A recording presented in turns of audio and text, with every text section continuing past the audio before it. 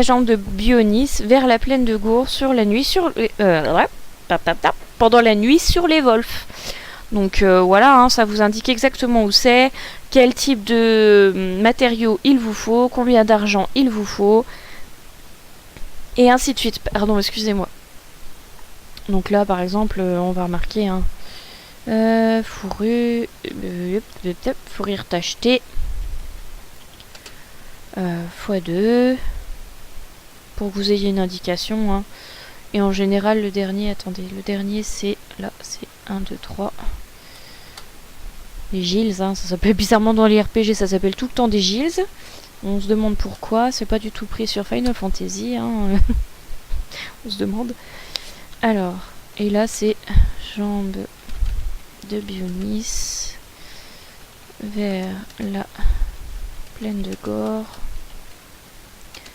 la nuit sur les Wolf. Voilà, tout simplement. Et donc du coup vous faites ça pour tout votre tableau, hein, pour ajouter machin. Pour l'argent, il n'y a jamais rien en face parce que bah du coup c'est vous qui l'avez l'argent, donc il n'y a pas besoin d'aller chercher ailleurs. Et là vous faites ça du coup pour tous les tableaux. C'est répétitif, c'est exactement la même chose. Vous faites tableau, insérer tableau, vous faites le nombre de colonnes et le nombre de lignes que vous avez besoin. Vous réenregistrez, vous faites à nouveau la sélection de vos cases. Là, il y en a 3, ça augmente au fur et à mesure, hein, sinon ce serait trop facile. Le prochain, il y en a toujours 3. Le tableau niveau 3, il y en a 4. Le tableau niveau 4, il y en a 5. Et on finit avec le tableau niveau 5. Il y a 6 matériaux à aller chercher.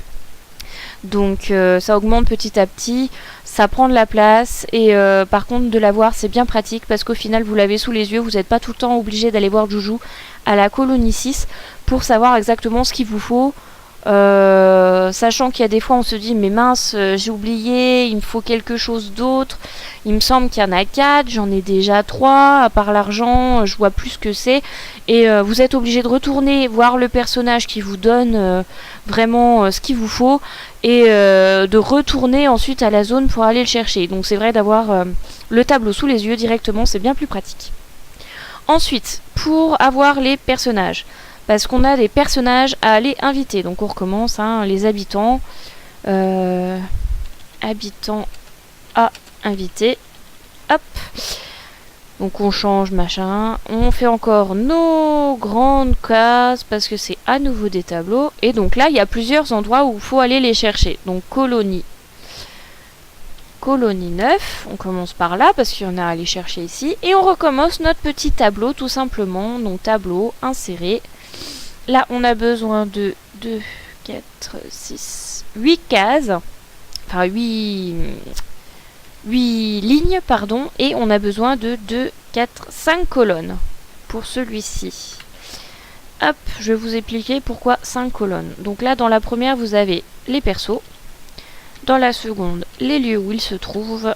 Dans la troisième, l'heure à laquelle vous pouvez les trouver. Les prérequis dans celle qui suit. Voilà, et dans la dernière, vous avez les commentaires. Et oui, pourquoi commentaires? Parce que certains invités, il y a exactement 23 personnages que vous pouvez inviter, mais il n'y a que 20 personnes qui pourront aller dans la colonie 6 une fois que tout sera fini. Tout simplement parce qu'il y a 2 personnages dans certains tableaux qui ne peuvent pas venir si l'autre vient. Donc vous allez devoir faire un choix, soit de l'un, soit de l'autre, pour les inviter à la colonie 6, sachant que l'autre du coup n'apparaîtra pas et ne vous demandera pas d'y aller. Voilà tout simplement. Donc là du coup par exemple, le premier que vous pouvez inviter, hein, vraiment le tout premier quand vous avez le niveau 1 partout, c'est Werner. Il se trouve au cimetière Méconite. Voilà, le lieu, l'heure, il y est tout le temps, que ce soit jour ou nuit. Le prérequis, là le prérequis c'est exactement les niveaux. Hein. Donc là c'est habitation au niveau 1. Donc quand vous avez augmenté le premier niveau de l'habitation. Et là lui il n'a pas du tout de commentaires. Donc il peut y aller même s'il y a d'autres personnages, il n'y a pas de souci. Donc le premier invité je vous le conseille c'est le premier lieu où vous avez accès, hein, c'est là où vous débutez l'histoire. C'est Werner. Une fois que vous avez la reconstruction de la colonie qui est activée, vous allez augmenter les habitations niveau 1. Donc avec les éléments que vous avez rentrés dans le tableau, donc fourrure tachetée x2, acier de soie x2 et les guilds en général. La fourrure, vous l'avez sur la jambe de Bionis, c'est assez simple à trouver. Hein. Suffit de se balader la nuit, les monstres sont pas trop compliqués à battre. Faut avoir quand même un bon niveau. Hein. Moi je sais que j'ai un peu cheaté mon level, donc forcément ça aide. Après les aciers de soie, vous les trouvez dans la grotte de Tefra. Donc c'est le deuxième lieu où vous allez faire des quêtes, vous allez tuer des araignées. Et après les guilds, vous les obtenez très facilement, il suffit de combattre. Vous avez plein d'objets. Vous allez au marchand revendre ceux dont vous n'avez pas besoin. Les cristaux par exemple, où il y a des éléments que vous aimez pas, ça vaut extrêmement cher. Et donc du coup vous pouvez dans ce cas-là récupérer pas mal d'argent et votre niveau 1 de l'habitation est fait. C'est l'un des premiers personnages à venir, il n'est pas du tout compliqué, c'est assez simple et vous allez voir c'est plutôt pratique et vous faites ça pour chaque personnage, donc le tableau se remplit petit à petit pour le faire. Faut juste faire attention parce que certains personnages, selon si vous avez beaucoup avancé dans l'histoire ou pas, vont se déplacer, ils vont plus être au même endroit. Donc c'est bien précisé hein, sur le site jeuxfinis.com. Donc là par exemple on était aux catégories des niveaux. Dans la suite habitation habitant à invité. Donc c'est après un lieu spécifique, hein, vous allez voir le nom. Hein. Liste des personnages, ça le précise bien. Et là, lieu où se trouvent ces personnages après le changement. Donc voilà, là vous allez voir qu'il y a des personnages d'une cité qui se sont déplacés après un événement particulier. Donc on vous remet à nouveau un autre tableau avec les lieux où on peut les trouver. Tout simplement. Ensuite vient la création des échanges. Parce que ça c'est important.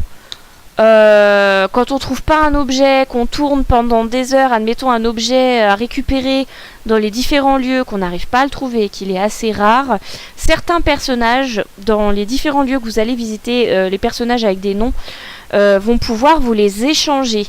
Donc ça c'est bien pratique parce qu'au final vous avez le nom du personnage, vous avez les différentes choses qui peuvent vous échanger et les bonus par exemple si vous lui donnez un